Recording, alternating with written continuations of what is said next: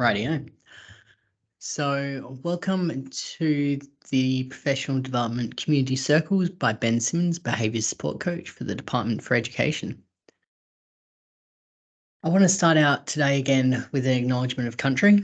I've been lucky enough to work all over South Australia, attending many different conferences and professional developments on different Aboriginal lands. But today in particular, I'm recording on the traditional lands of the Kaurna people. And I want to respect and acknowledge their spiritual relationship to country.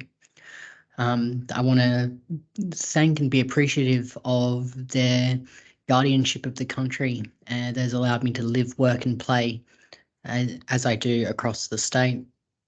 I want to acknowledge that the Kaurna people are the custodians of the Adelaide region and that their cultural heritage and beliefs are still as important to the living Kaurna people today.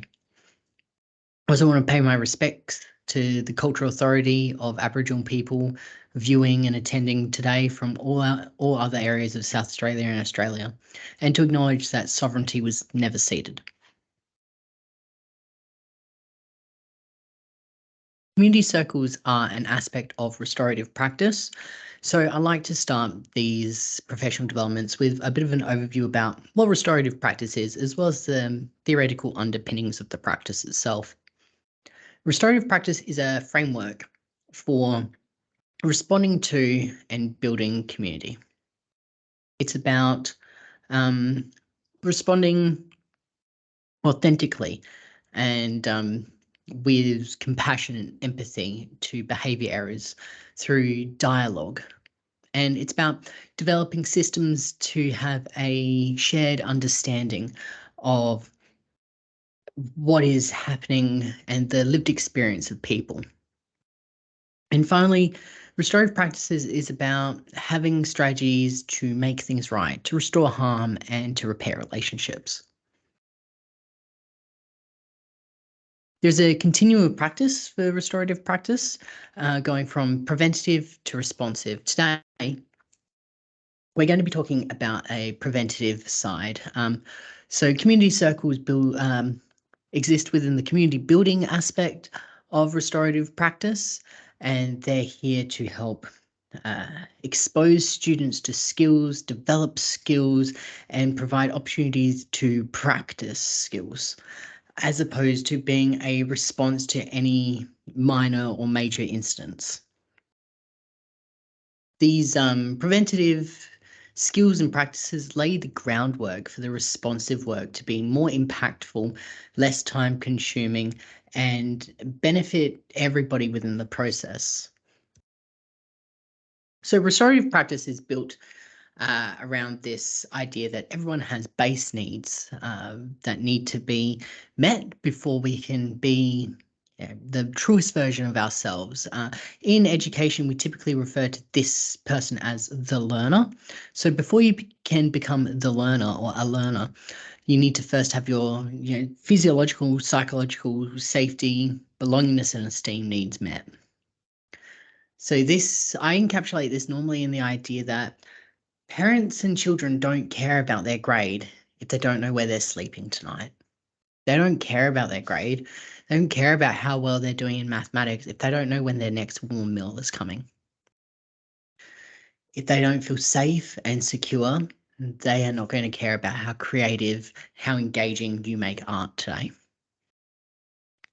Restorative practice sits within this middle part of Maslow's hierarchy of needs around the safety, belonging, and esteem area, in which it helps repair harm if it's made, helps develop skills to self-advocate for the needs I need met. All these things are the framework, they're the foundation towards that idea of the learner. If we get all of these underpinning needs met, then the student can become the learner, can be the self-actualized person that they can be, fulfilling their creative and their creative potential. So, as everyone, I think, who's been a full-time classroom teacher can attest, sometimes you have a day off, or you go out for a professional development, or for some reason you have a TRT come into your room, or someone who is slightly less known to the students, maybe a knit teacher or something like that. And you do your thing, you come back and you get your report and you look at it and you read it and you don't believe what's in front of you. You can't believe that these are your students. Who are these kids is what you're thinking in your head, because they're not the kids I get. Well, this is a result of your students belong to you. They are in your classroom. They understand your rules, how you keep the classroom organized, how you teach. And so they are responsible to you.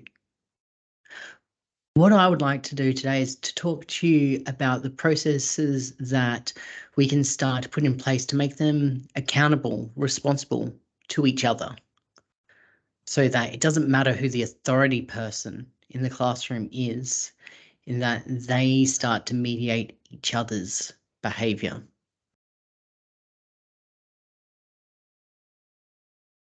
So we'll start with the idea that I probably don't need to explain to teachers is that relationship matters.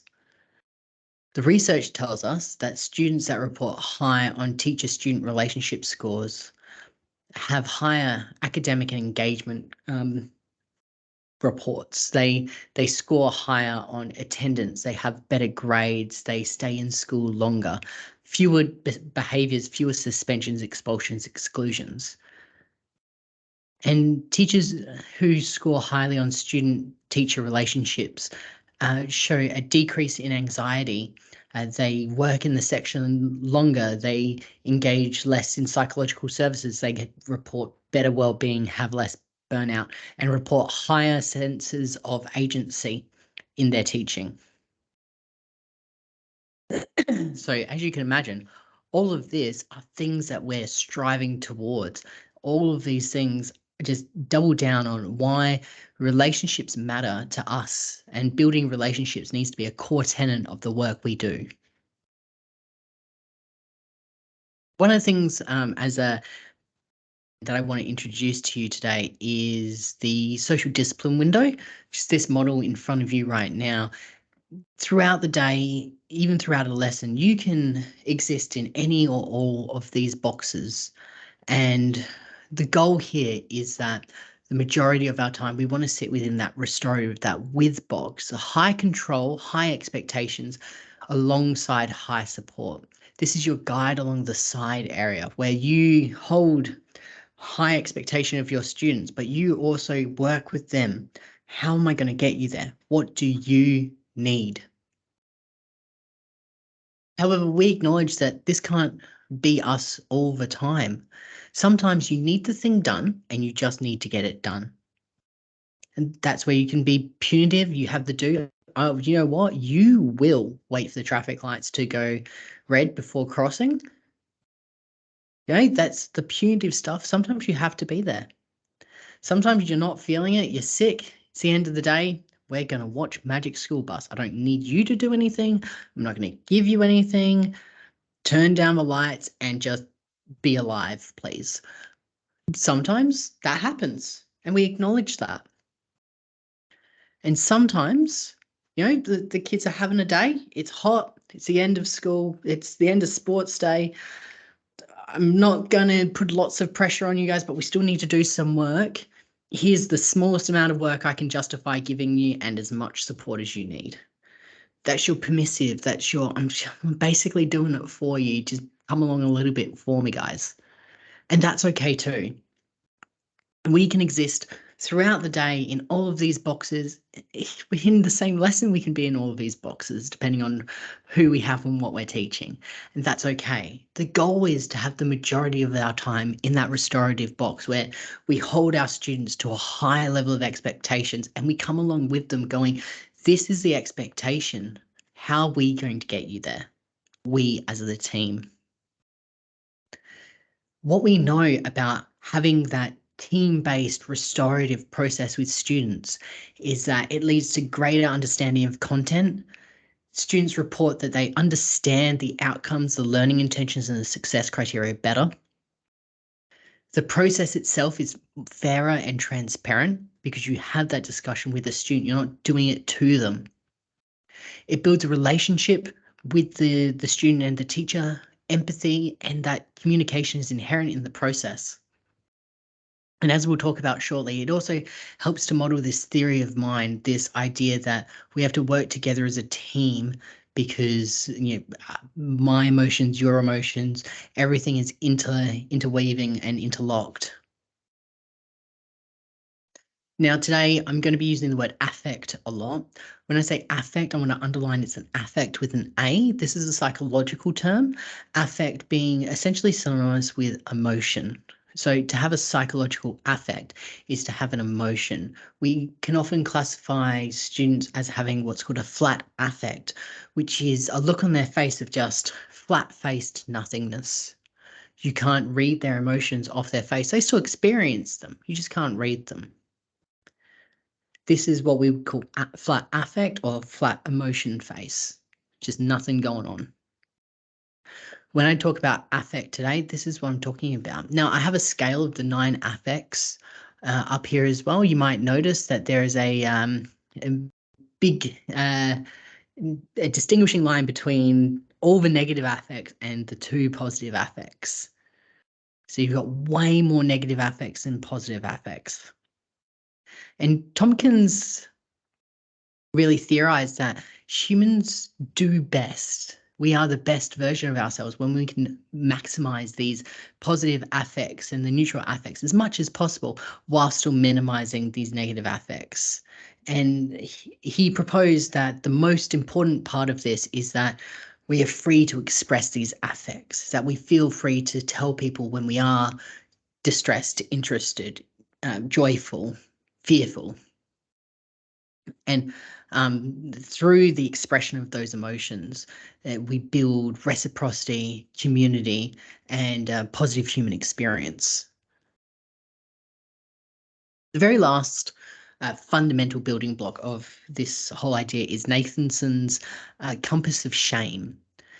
Now, it's called the compass of shame, but you don't always have to have done something wrong to experience shame. What shame is the interruption of a perceived or expected positive emotion or positive affect. If it is subverted, interrupted, or doesn't come to fruition, we can often feel shame. And this is why often people who haven't actually done anything wrong, the victims of a crime, will feel shame because they expected something positive to happen and that was interrupted. Or we expected something, an outcome to happen, and that outcome never eventuated. So we then revert to, all right, it must be something wrong with me. I'm going to attack myself. I'm an idiot. I'm stupid. I didn't know that. I should have known that. I'm going to attack others. Oh, it's all your fault. You're the reason this happened. I'm going to blame you. I'm going to hit you. Or it's, all right, I can't deal with this. I'm going to run away. This emotion is too big. It's too all-consuming. I'd much rather, go in a corner and just not exist for a little bit. I'm going to run away so you can't see me so I don't have to deal.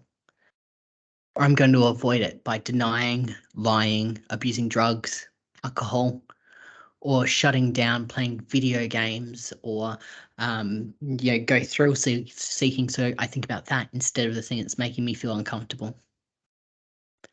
These are the broad umbrella terms of when we as humans experience shame, we're going to do one of these 4 things, and we're going to, often lots of people prioritize one. We have our default one, where you go, right, that's, if I experience shame, attack self. I'm an idiot. Why did I do that? I'm an idiot. No one should listen to me, blah, blah, blah. All those things, we tend to have our default. You can probably think of some of your kids that have their default, right, that's the one that they're going to go to. I want you to keep this in mind as we go through about how, when we talk, the language we use is we start talking about ourselves instead of the person that's made us feel negative. This is how we avoid triggering somebody's shame reflex. So today, why are we talking about community circles? Well, the community circles, the reason why I want us to investigate this intervention is that the community circles provide a space for us to talk about emotions and issues, even particularly intense ones, in a safe environment that is structured, that is predictable for students. It models these emotions for students, how to deal with them, how to interpret them, how to empathize with them. It's been shown to increase classroom well-being and to help teachers build social currency with their students and for students to build social currency with each other. Social currency is that ability to request reciprocity, to go, can you help me out? Or I need this favor. Would you help me? That's our social currency working. It pre-teaches the structure of problem solving. So this is both baseline problem solving of how to solve a problem, but also pre-teaches the restorative questions and what does the process look like when there is an incident. It promotes equity. Everyone has a voice. Everyone has an opportunity, and it helps to build that both emotional vocabulary and articulate vocabulary, those emotional words and their meanings. It is part of an effective and durable problem-solving approach. So the problems that you typically solve through community circles tend to stay solved. And finally, it's a proactive behaviour response. This is the response we put in before an issue arises. These are the things that, it's not actually an issue yet, but it's starting to become one. Let's do a circle and figure out a solution before somebody gets hurt or a relationship becomes impaired. Now, often the very first question and the prevailing question I get is, what about my students who lack theory of mind? Or, this student just doesn't experience empathy. Well, community circles are great for this sort of stuff because of mirror neurons, essentially. Mirror neurons are the neurons that fire when we see another person do a thing. This is your monkey see, monkey do sort of impulse, where imitation will often precede understanding for students. This is why young children will play house, even though they haven't explicitly been introduced to the idea of playing house, because they see it modeled every day in front of them. So the imitation is preceding the understanding, and eventually they understand the roles of mums and dads and children and doctors and nurses and all that, but they will imitate prior to having that understanding. We want to leverage this for our students as well. Sure, they may not be currently equipped with the understanding of theory of mind, empathy, and sympathy, but if we model these things and we allow them time and opportunity to practice these things and to view others practicing them, eventually they start incorporating it into their toolkit. They get opportunities to see others succeed or fail and to understand why things succeed and fail and project into what their experience might be in the same situation. And they get to unpack the situations and the examples at a pace that is appropriate for them. What we know is they might jump around from beginning to end, solution to resolution to request. They will jump around depending on where they need to develop skills at the time, and that's okay. It's the idea of permanent practice, persistent practice makes perfect. It's that constant practice. If we want our students to develop a skill, specifically theory of mind, then we need to expose them to the skills that underpin theory of mind as often as possible. Now, the little caveat here is this is our best working assumption on mirror neurons. And there is correlation, but not causation. And I just think it's important to broach that topic as we walk through this content today.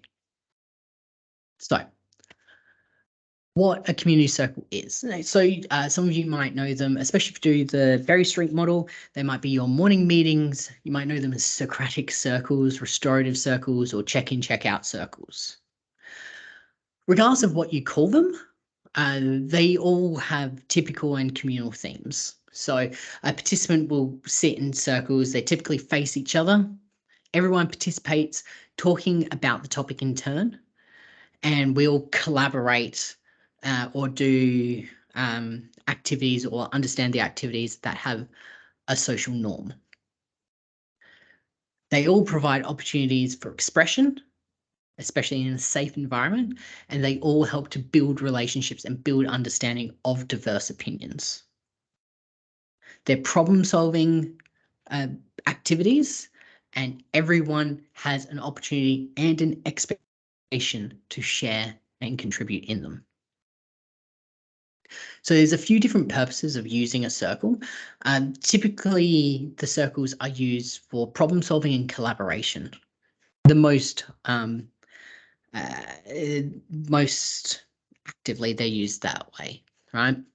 However, they can be used to problem solve, to model practice or emotions. Like say there's a particularly challenging topic in mathematics that we're doing. It doesn't just have to be behavior based. We can use it to unpack, I see you guys are finding long division really hard right now. Let's use a circle. Let's unpack that. Why is it hard? How does that make you feel? What are we going to do about it? How are we going to problem solve around this? Because a problem for, if this is a problem for everyone in the class, then it's a problem for me as the teacher. Might be there to talk about social stories, to understand the impact of an event that's been happening. Might be unpacking world news, something upsetting has happened in the world quite recently. COVID has been the topic of a lot of my proactive circles that I've been helping people unpack. We can use it to unpack very predictable issues that might be just pertinent to just your class at that time, but it's predictable. And they can just be used to build community. A fun circle, talking about if you were a superhero, who would you be and why, right? And just trying to unpack and give them lots of practice. Now, by the same token, these circles can be reactive. They can be about there has been an issue. It affects all of us as a whole, as a class. And so it needs to be spoken about. Vaping in the school toilets. I know, you're all year fours and none of you vape, but it affects all of us. What are we going to do about it? Right? How is it impacting you? Because it impacts me as a teacher in a very different way that it impacts you as a student. So you can do it both proactively and reactively. And there's different types of them too. Now we're going to talk primarily about the traditional one. However, for those of you that want to take the idea and run with it, there's also open or non-sequential circles. This is circles where, they instead of going from the left all the way around or from a starting point and we just go around the circle, they bounce based on who wants to actually talk. There's fishbowl method, which is a completely different method, which is circle within a circle.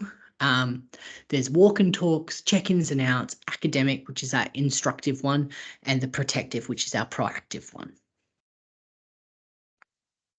So some examples. So a fishbowl you can see on the board here. If we were to do a fishbowl circle, we'd have all the people in the middle who are directly affected, and then people around the outside that are going to give information or give their opinion, perhaps. There's a whole system about fishbowl circles that if you're interested in using them after playing with a few typical ones, I definitely recommend it. There's quick check-in, check-out ones, which is, we've just finished doing metaphor in English. All right, let's have a quick circle. I want you to tell me about metaphor. How are you feeling? Are you feeling, good about using them? How does that make you feel? What's the impact? Excellent, go. Is your nice quick assessment one. You've got your standard one, which is you sit down, you have it all planned out, which are the ones we're going over today. And then you have like your walk and talk circle where you have, say you're going to walk around the oval for 2 laps, you set your students a topic to talk about, and you go around and you either monitor or have them self-monitor their interactions with peers talking about that particular subject. Now I'm going to walk you through conducting a circle today, and it's going to be very low impact circles that are, just playing with the idea and seeing how it works for you and your community. So when you're planning to conduct a circle, the very first thing you need to do is to consider, why do you want to do the circle? So what is the purpose of your circle? Is it to build community, solve a problem? Is it academic or restorative? All right. I would warn off trying to do any of the restorative stuff until you're very well versed in doing a circle where it's not high stakes. So how are you going to explain to the students why you've called this? So we're going to take, say, I'm just going to take a community building / sort of proactive one. I often use the example of my floor is messy because I was always very pedantic about my floor when I was teaching. It's my floor is super messy. I'm not the one that's made the mess, and it actually really upsets me because in my mind, when my floor is messy, when my room looks disorganized, it's as though I, as the teacher, must be disorganized and messy, and I'm not like that. And that really upsets me and gives me some anxiety when I'm teaching. And I'm very open with my students about that. So I would sit them down and be like, all right, I've noticed that my floor is getting really messy, everyone. And today we're going to talk about how that's making me feel, how it's making all of you feel, and what we can do about that. You got to understand there are potential risks whenever you do any of this sort of stuff. The messy floor stuff is pretty low risk, but it can always bring up stuff for kids, especially around oppositional defiance or not knowing what to do or peer pressure. Lots of things can come up. So being aware of the potential risks is really important and being prepared to how you're going to engage in those risks. And finally, what is your expected outcome?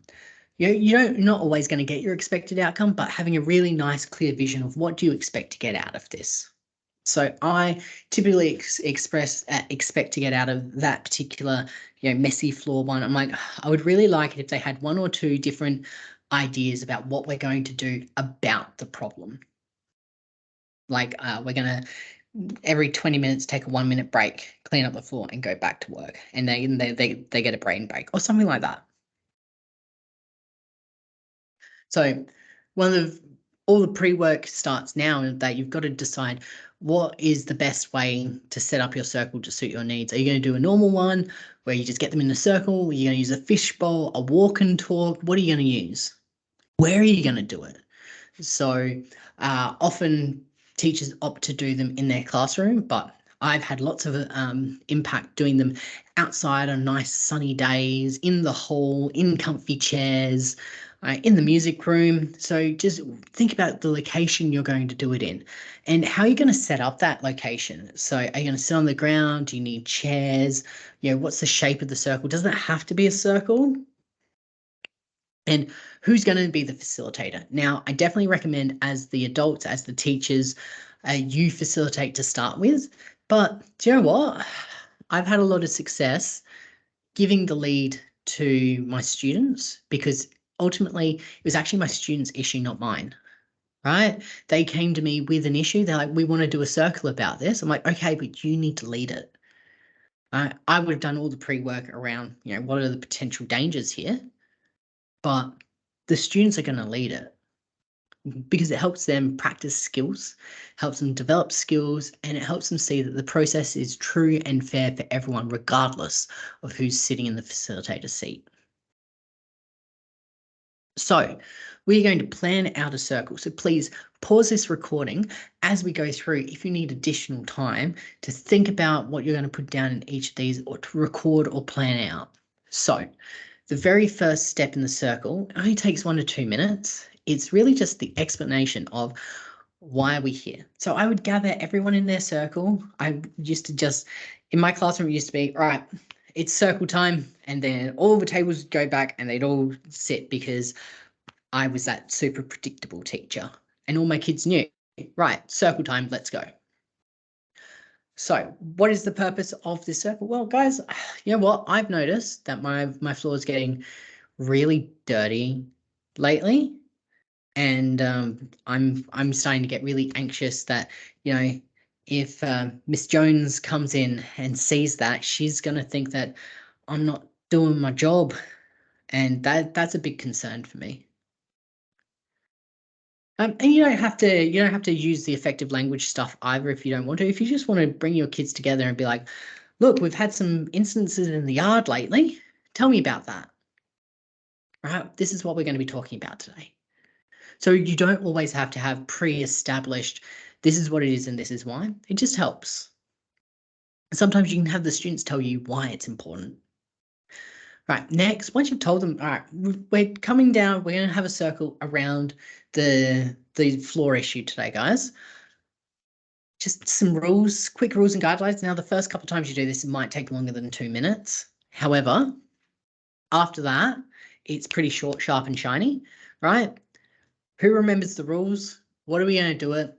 Everyone's expected to participate, right? But let these questions guide you. So what are our pre-established rules? What do we need the rules to be? They will be different for each teacher in each classroom, right? What are you going to do to create shared values and goals?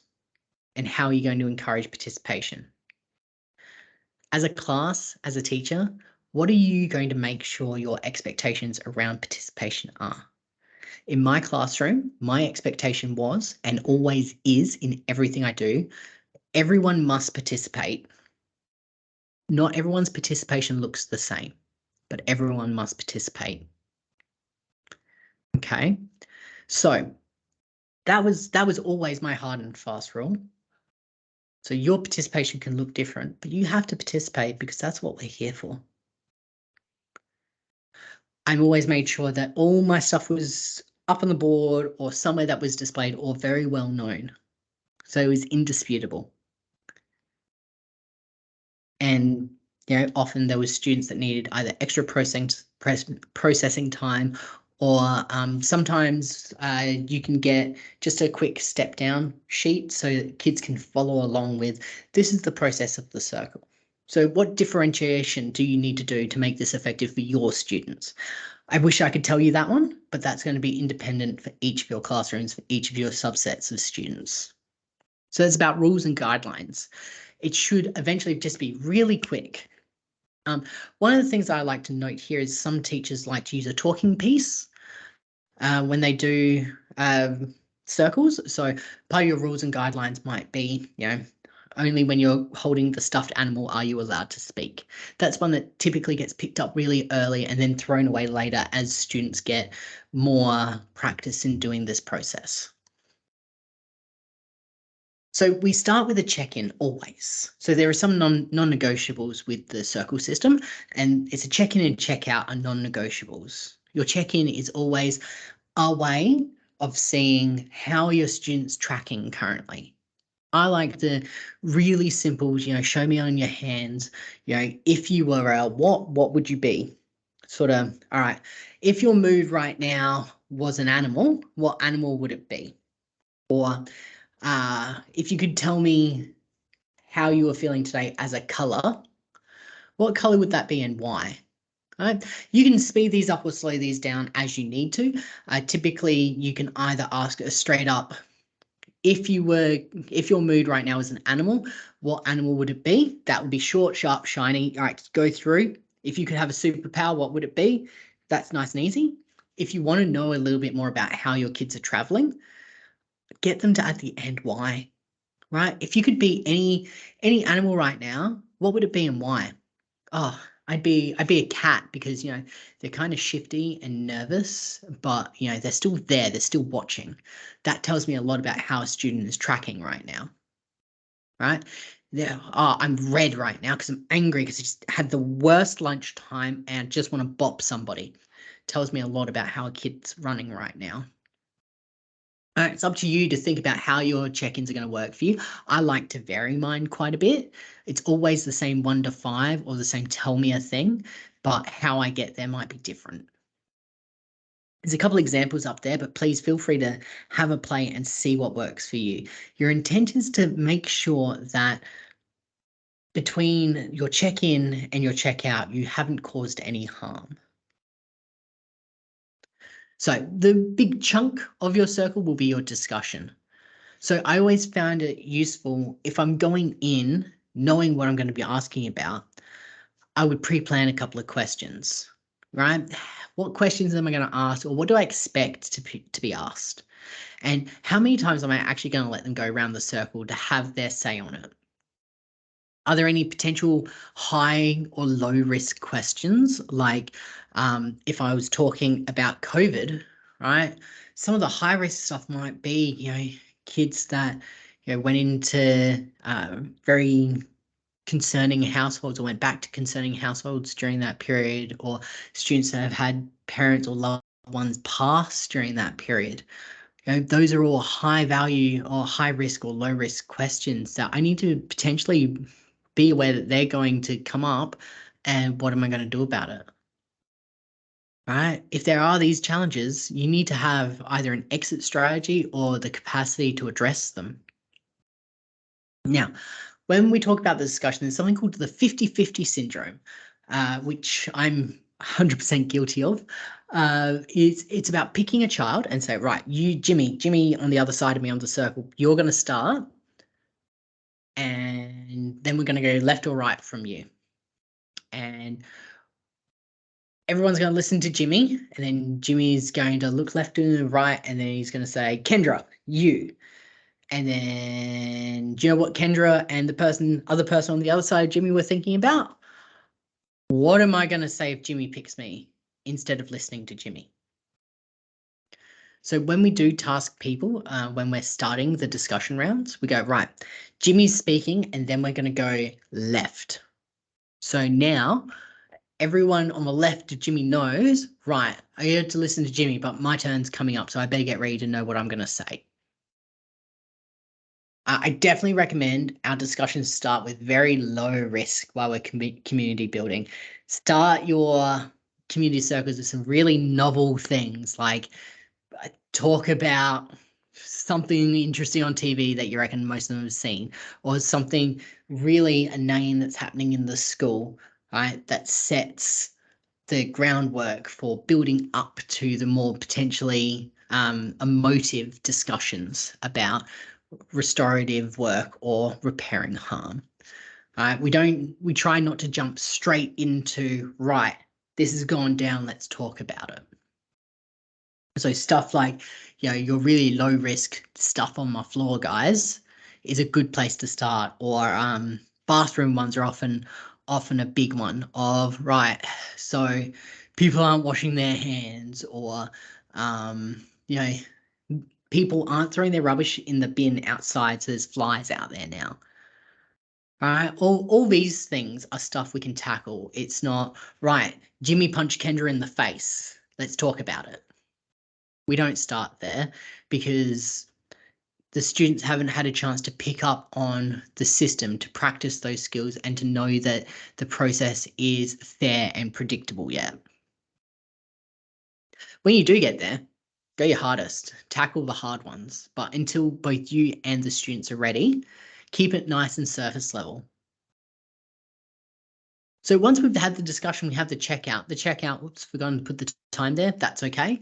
That's another, 2 to 3 minutes, sort of checking out, gauging where the students are now feeling after the discussion. So what was your favorite thing about today? What are you looking forward to? If you were, a color, what color would you be and why? Use up your hands on a scale of 1 to 5, 1 being awful, horrible, no good day, and 5 being best day ever. Where are you sitting right now? And then we close the circle. So closing the circle, we like to just have a thing. So it's a thing that is predictable, that is a very clear signal that the circle is over. Now, this can be a chant or a poem. One of my favorite ones is to do the "We Will Rock You" stamping and clapping, that one.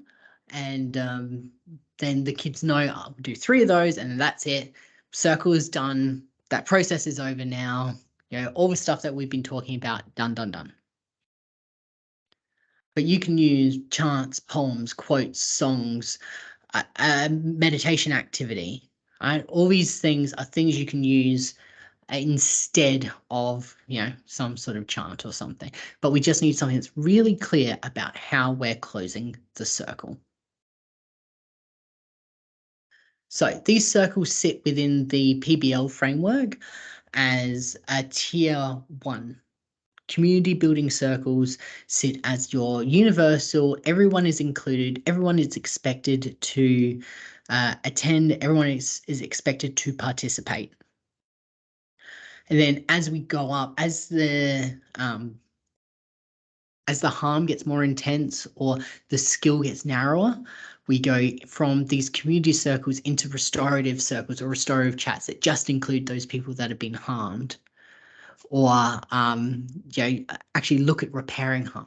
Or we go into that tier 3, really explicit, person that has been harmed, the victim, the perpetrator, very official, formal restoratives conferencing. So right now we're just sitting on that tier 1 building skills level.